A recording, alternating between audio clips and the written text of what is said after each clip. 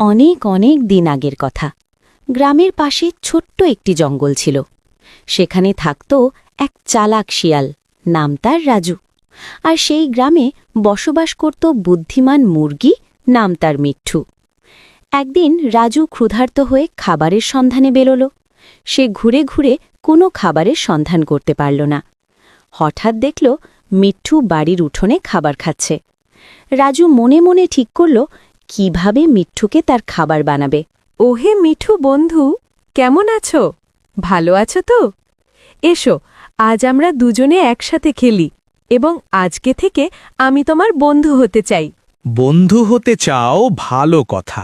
আগে দূরে থাকো, তোমার স্বভাব চরিত্র ভালো না। এর আগে কয়েকবার আমার উপর হামলা করেছ। আমি অনেক কষ্টে পালিয়ে এসেছি। আজ আবার কি মতলব নিয়ে আমার সাথে বন্ধু হতে এসেছ? যে কোনো সময় আমায় তোমার খাবার বানাতে পারো, তার পারবে না। একটু চালাক হয়েছি। না না, আমি ভালো হয়ে গেছি।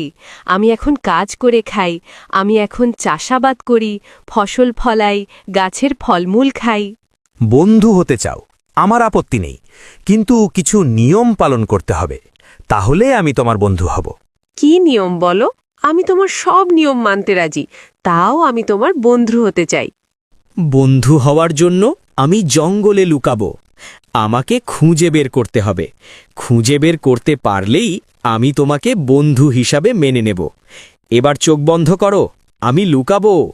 রাজু চোখ বন্ধ করতে না করতে মিঠু পালিয়ে গেল এবং রাজু তাকে খুঁজে পেল না। রাজু কিছুক্ষণ পর ধীরে ধীরে চোখ খুলল। চোখ খুলেই চারদিকটা ভালো করে তাকাল, কিন্তু আশেপাশে কোথাও মিঠুকে দেখতে পেল না। রাজুর বুকটা কেমন যেন ধক করে উঠল। সে উঠে বসে চারদিকে তাকাতে লাগল। মিঠু, মিঠু! নীরবতা ছাড়া কোনো উত্তর এলো না। সে ছুটে গেল ডানে, ছুটে গেল বামে, গাছের আড়ালে, ঝোপের ভেতর, সবখানেই মিঠুকে খুঁজল, কিন্তু কোথাও তাকে খুঁজে পেল না। আমি বড় বোকা। মুরগিটা আমাকে বোকা বানিয়ে পালিয়ে গেল। শুধু শুধু চালাক হলেই হবে না, পাশাপাশি বুদ্ধিও খাটাতে হবে। যাই, আজকের মতো চলে যাই।